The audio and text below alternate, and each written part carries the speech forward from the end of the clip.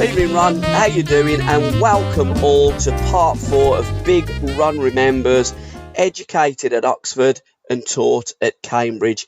Tonight, Ron, we're going to be talking about your West Midlands 11. So it's pretty much from about 1948, early 50s to present day.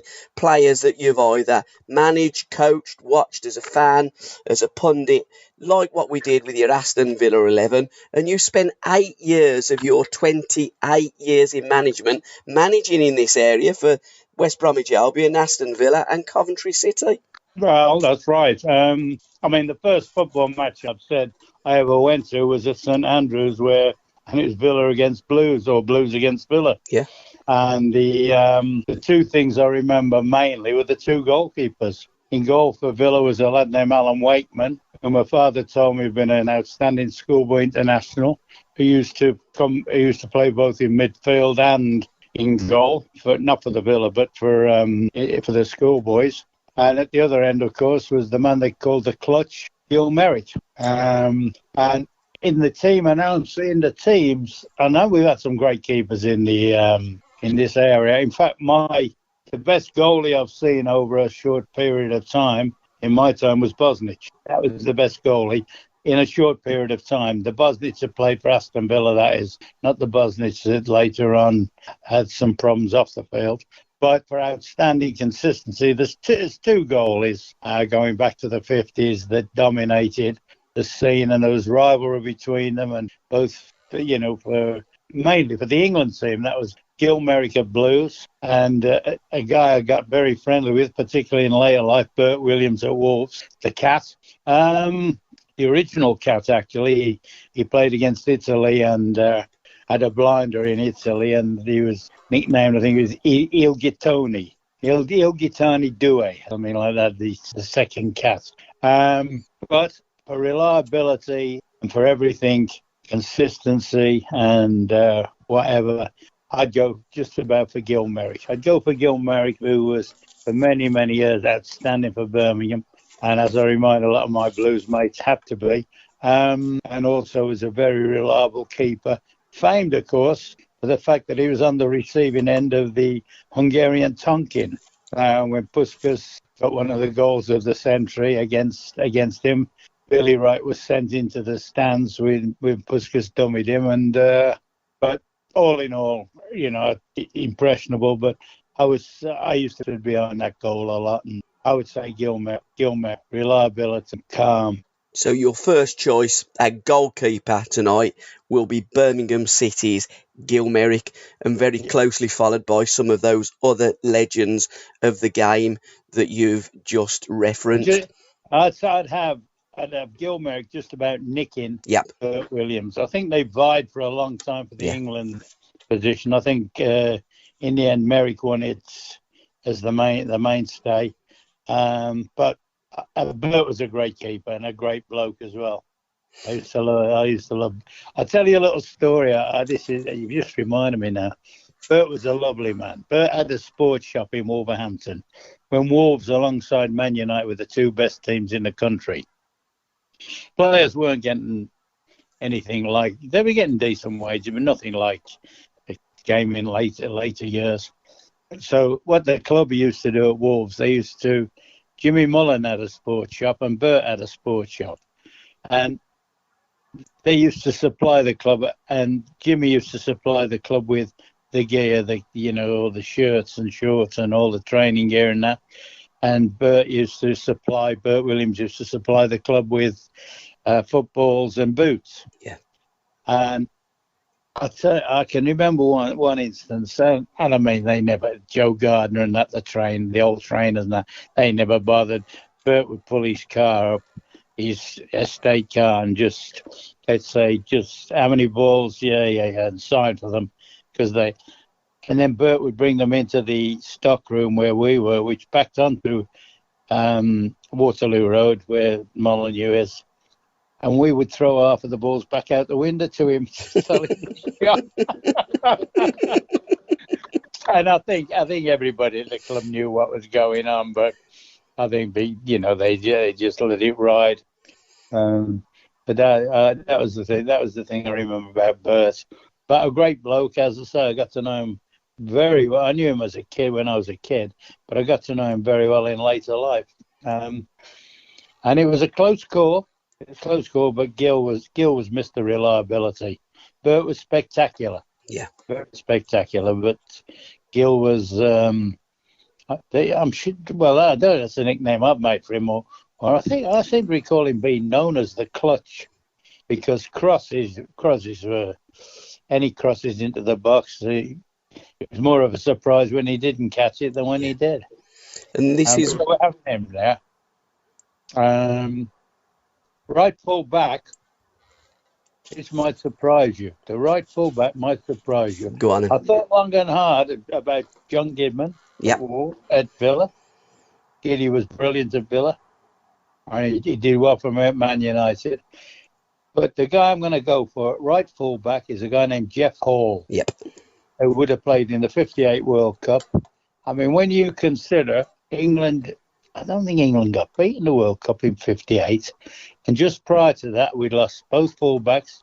Jeff Hall through, I think, polio. I think Jeff Hall.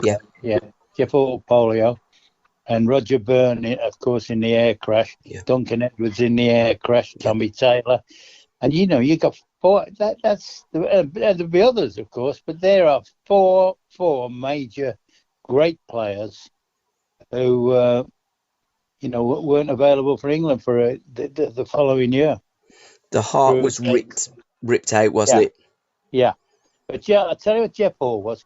Very, very quick. Yeah. I seem to remember him being a bit of a master of the sliding tackle, quick in recovery, and pace was a great thing then. I mean, the irony of it was the left back. I mean, they were known as Hall Green, which is a decent area in Birmingham, big area. But Ken Green at left full back, he was a good player. But my fullback, my left fullback would be. It was a difficult choice. Well, it wasn't really. Left back seemed to be the positions I've had the best players in all the while. At Aston Villa, Steve Staunton was magic. He had a left foot like a wand. He could pick people out. He'd played at Liverpool. We were fortunate to get him. We got him at Villa because Graham Souness had to sell foreign players, and as an Irishman, he was classed at that. It was the days when you're only allowed to play so many foreign players. So we reaped the benefit of that, and he was a terrific left back. But the best left back for me, he got 5 England caps.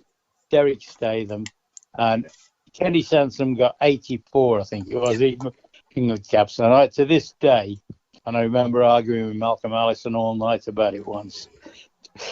To this day, Derek Statham, I think, is the best left back England should have picked week in and week out. And I tell you, the supreme accolade I can give him, I was having this discussion once in Tenerife with a great pal of mine who could well have been the best left back of all time, Terry Cooper. Yep. And Terry said, "Oh, that Statham is some player." And I thought, that's enough. Yeah. When Terry Cooper's giving him that award, you got to set him a notice. So the little man would get the left back spot, but Stan Staunton would come very close. A centre half, first choice, not even an argument. The legend that is Paul McGrath. Yep. Paul McGrath, everything quicker than people thought. People said, he missed games. In the first 4 years of the Premiership, he missed 2 matches. Yeah. Paul McGrath, everything unassuming fella, quick, could play, could defend, a great defender. And that was a standing joke, particularly at Man U. Ian Rush had knocked the ball past him, and Rushy was quick. And by the time we got to the penalty area, McGrath would be waiting for him. But McGrath, that's not even an argument. That is not for discussion. He would be the 2 certainties that were for 2 first names. He would be one of the 2 first names on the sheet.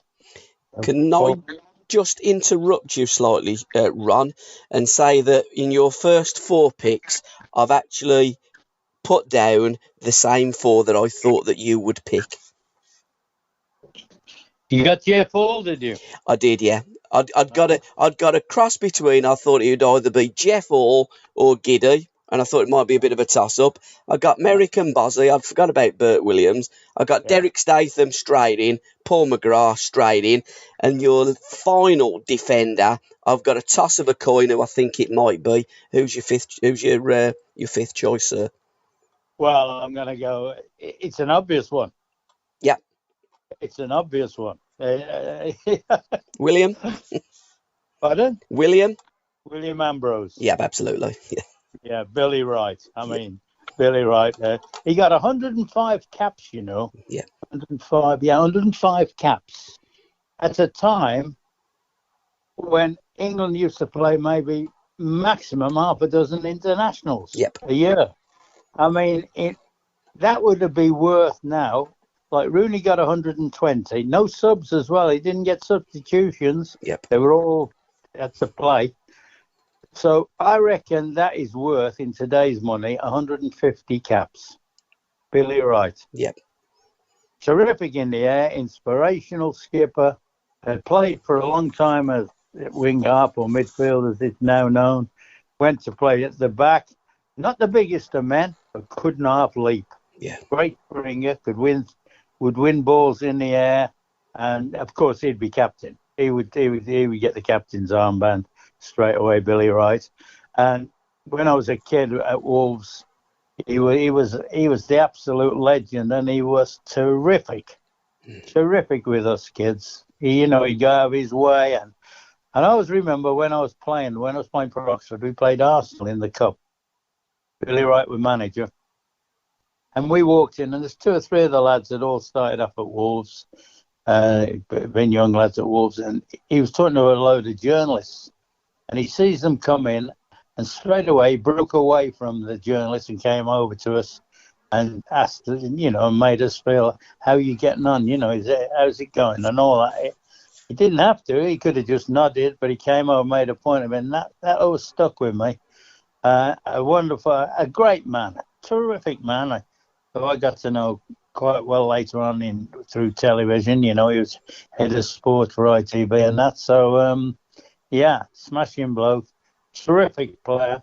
And him and McGrath would take some whacking. They'd take some beating. I mean, you've got others. Trevor Smith, I thought, was a terrific centre-half. Kenny Burns, whether he was a centre-half or centre-forward. Ali Robertson and John Wall, terrific players. Another one that nearly got a mention, Jimmy Dugdale. Yep. Jimmy Dugdale nearly got in there. But, there's only one Billy Wright. And there's only one Paul McGrath. So there's no argument. And what kind of price would you put on them today, Ron? I know you're putting the caps on about 150. I think you're absolutely right, because he was the first Centurion.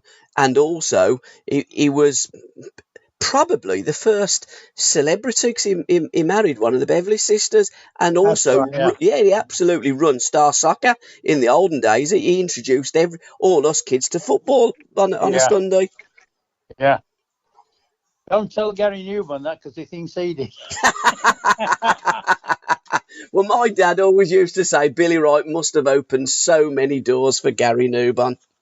Billy Wright was brilliant. He honestly was just, and I'll tell you, he was probably an even better bloke than he was player. Blimey. I'll tell you, honestly. And the only, I've said that, ironically enough, somebody else I've said that about was Bobby Moore. Yes. And they were both in that category. But getting back to the West Midlands, Billy Wright, all day long.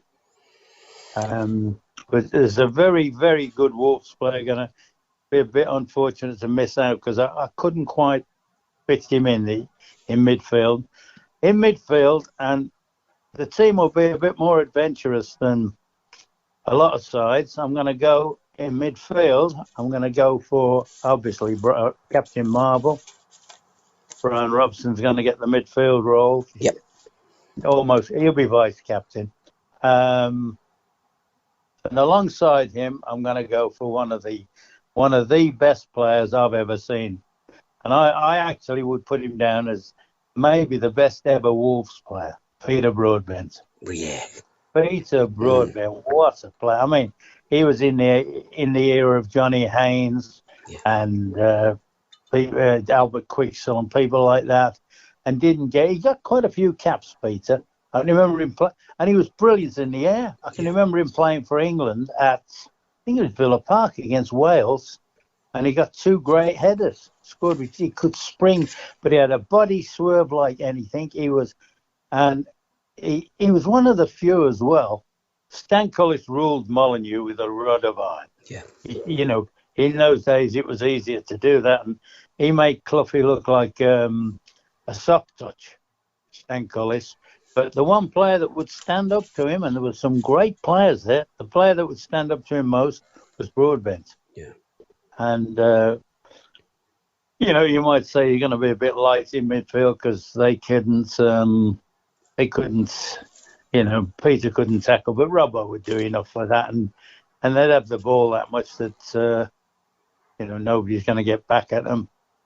Now, so, that would be my 2 basic midfield players, Broadbent and Robson. And then, of course, you've got great players. I mean, Bomber Browne, I thought long and hard about the Bomber, but I think wouldn't half be handy on the bench. Bomber. So we stick him on the bench, the Bomber. Up front, I'm trying to work out how to get all this lot in the team. So I'm probably going to go.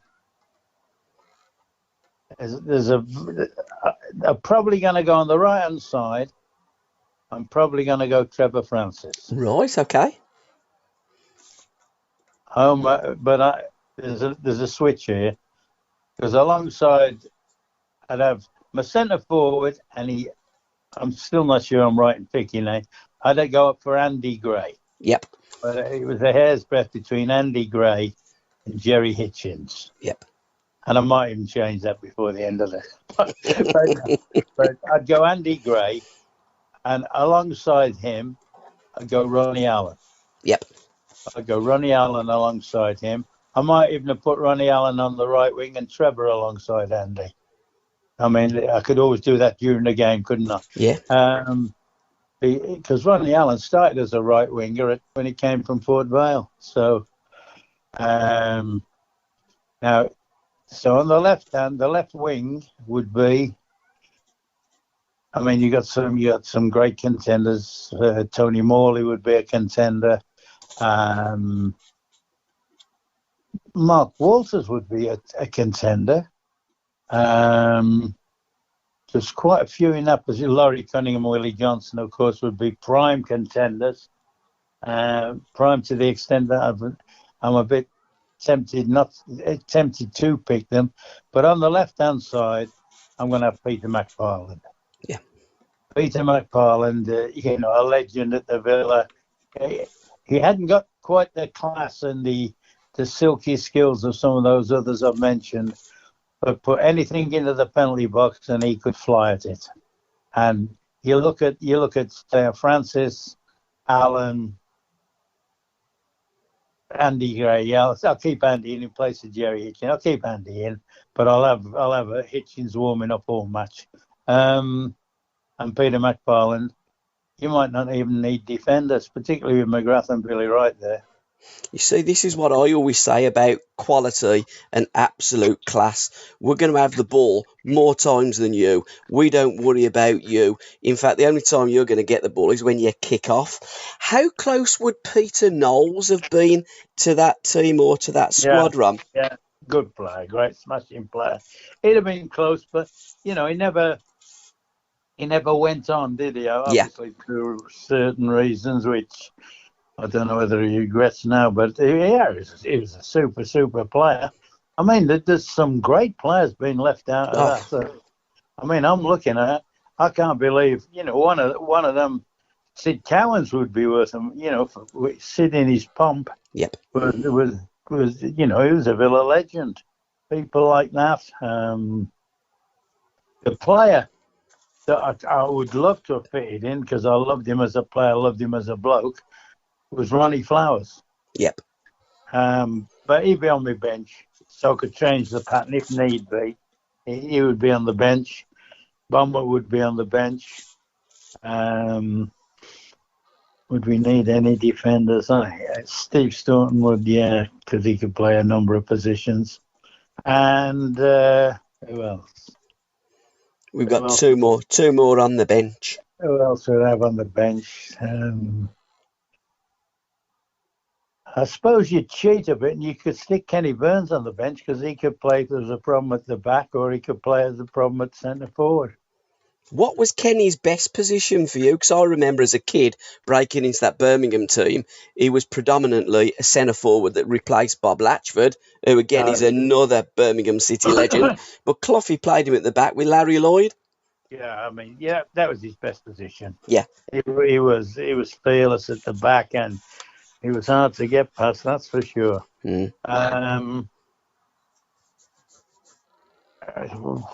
So if I had him, he could double as well. And I think from variation, it would be a toss-up between maybe Cyril and Laurie. Maybe Laurie would give more options. Laurie could give more options. He could play more positions. Did I put Hitchens on the bench? No, you actually didn't. I'll let you have 17. You can have Jerry as well. I'll have Hitchens on the bench then, I thought.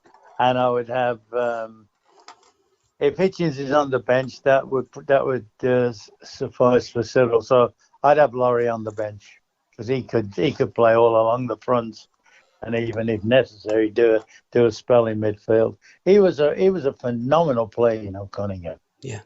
Phenomenal player. When I look at certain players now, they're getting rave. I don't see them in the same class as Laurie. And you're talking about players, they're getting world reviews now. Laurie would get that last spot, I think. I'm trying to think who I've missed out. Blues have got a fair few in. Derek Dugan, would Dugan come into consideration at all? And Mullins and Hancocks at Wolverhampton Wanderers in that great team. They were good for whatever. I'll tell you what Duke would have been. Duke would have been a very, very good player in that Wolves team. Yes, that Wolves team, 50s. Yeah, it's ranging up playing the cup final, didn't he, against them for Blackburn? But it'd have been. But they would not have quite made it. Not quite. Jimmy Mullen was a smashing player. Well, but they're all top players. Yeah. Don't get me wrong, they're all top players. I've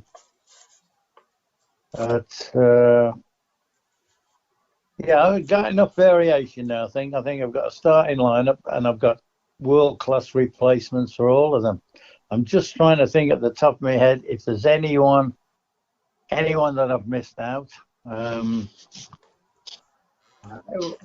have a substitute goalie as well, we'll put Bert on the bench.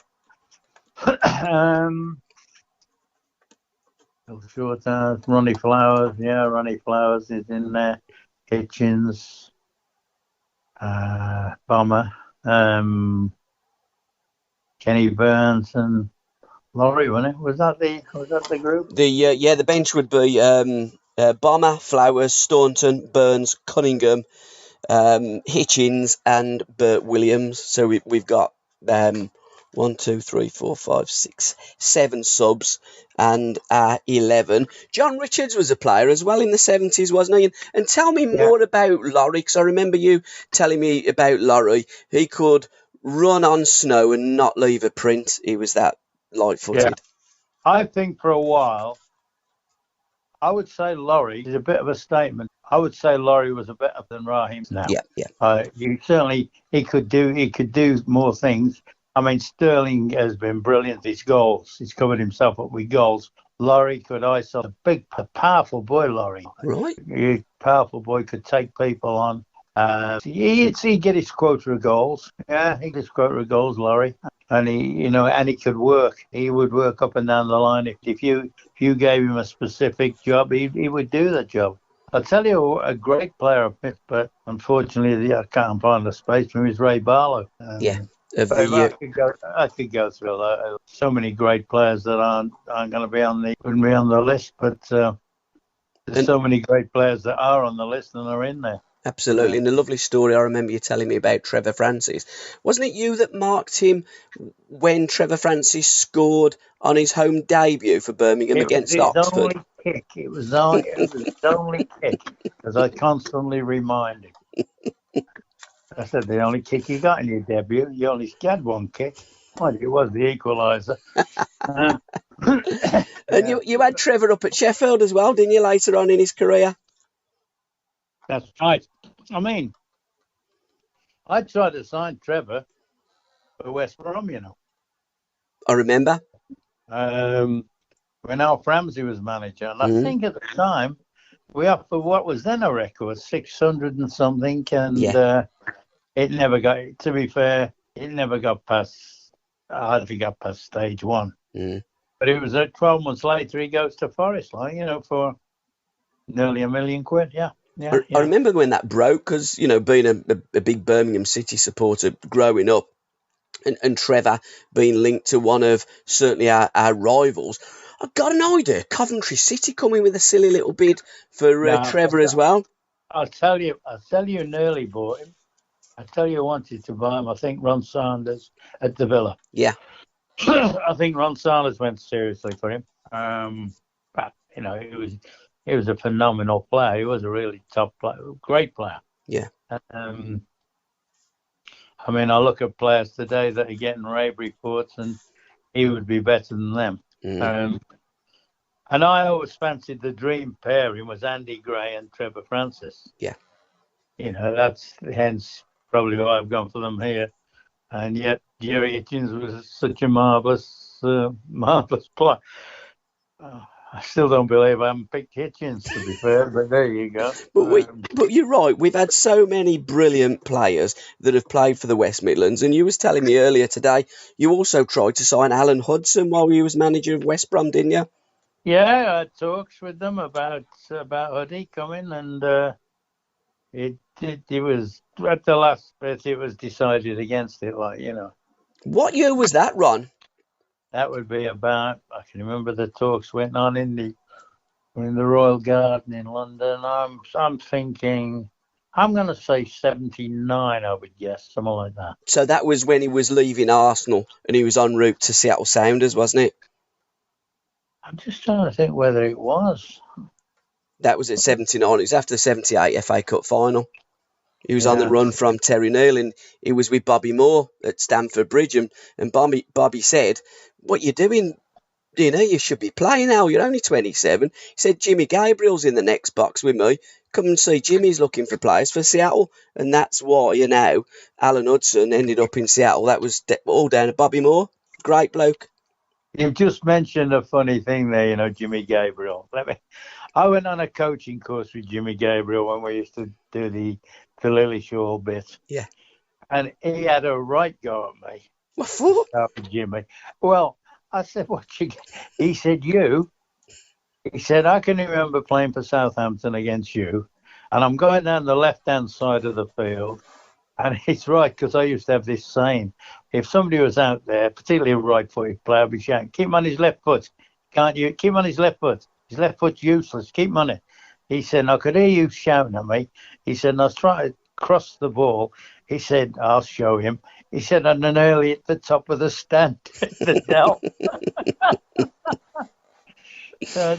No, good luck, Jimmy. Yeah. That was Jimmy Gabriel. Yeah. What was the strangest thing that you encountered, Ron, while you was managing in the West Midlands for Albion? Probably not so much Coventry. You weren't there that long at Coventry and Aston Villa. There's a Coventry player nearly got in the group. Go on, what one? Gordon Strachan.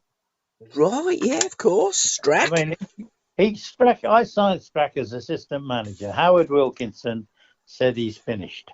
Yeah. He had a bad game for Leeds. He'd come back after injury. He'd had a bad game against Liverpool, of all people, and Howard said, I think it's time to hang him up. So I was taking somebody on as a number two, and I asked Strack to come with me as number two. So he came to Coventry, and we had a couple of five-a-sides. And I stopped I called him in after a couple of days. I said, do you know something? You're our best player. You've got to start playing again. And he played another 2 years. Yeah. He was about 41. And he actually kept us up one year. When I went there, we were bottom of the league, and we picked up a bit, and we had to win at Tottenham one night when Tottenham had the big five up front, the Klinsmann, Anderton, Barmby, there was Radicure, Dumitrescu, one of them. Yeah. And Sheringham. And we beat them, and Strack absolutely killed them. He absolutely killed them. And I'll tell you Dion Dublin was a good player. Noel Whelan was a good player there. Gary McAllister, of course. But I tell you, he was a super player there. He could have played in any of the big teams. Peter Unlove. Yes. Peter Unlove was a smashing player. Mm. And I know he came to Birmingham, and it didn't quite work out for him. And yet, I thought he had a terrific. When he came to Birmingham, he had a smashing goals record. But he went off a good player. I remember watching him for Birmingham, and I used to watch him closely. That lad, his ball control was incredible, and the way he beat a player, he beat him with such ease. I thought you're right. I thought Nuddy was absolute top drawer, and you're right. Should have gone on, and probably could have gone on and played for bigger clubs. Oh, I tell you what, when I saw him, I thought if he'd have been around when I was manager at say Man U, I'm not sure he didn't make his debut against us when I was at the Villa. I think he might have. I seem to remember him coming on, a very young lad from Rhodesia, Zimbabwe as it is now. Mm-hmm. But a good player. He was another good Midland player. Like you say, we had some great players in the Midlands, yeah. What was the best team that you had, Ron? The Villa team that you had there, or the Albion team, and you were very close to winning the league with both. What did you need at both clubs to just get you over the line and win the league? I know at Albion you could probably say better weather. Well, I think that's a certainty. Yeah. I mean, when the big freeze came on at West Brom, we could have beaten any team in Europe, but we'd had a spell where we were unbelievable. We went to Highbury and beat Arsenal at Highbury when they were one of the best teams. Well, they were. Went to United, beat them 5. Beat Bristol City on New Year's Day on the ice pitch. We'd beaten Valencia and drawn with Valencia, who were a good side in Europe. I think we'd have run out. We'd have been so far ahead. And then we stopped for, I don't think we played again for at least 6 weeks. Yeah. In which time, of course, Liverpool had played and managed to go past us. And our first game back was at Anfield when we looked very rusty. Mm. I mean, I was trying to fix games up everywhere to try and get. We went to Guernsey, wasn't it, and played Jim Smith's Birmingham in the Sports Argus put it up as the Arctic Cup. We played them there. We played, in fact, I think this is one for you. Trevor's debut for Forest. We played Forest at Whitney Town, right, where the record crowd was 2,000. There must have been 8,000 in there that night. Blimey. We're top of the league and they're European champions. It was unreal. We'd just go anywhere to try and get a game of football because, before we didn't have undersoil heating and the pitches were even the training facilities were poor. Yeah. In terms of underfoot. So and then we finished up. I think that season we finished up with about. I think we played 10 or 11 games in 25 days or something. Crazy, isn't it? And don't forget, you'd have squads of 14 or 15 players. Yeah. So that I did think that played a big part. The first time at Villa, when I thought we might, we weren't as good a team at Villa as United were. That's for sure. Yeah. But all the pressure was on them.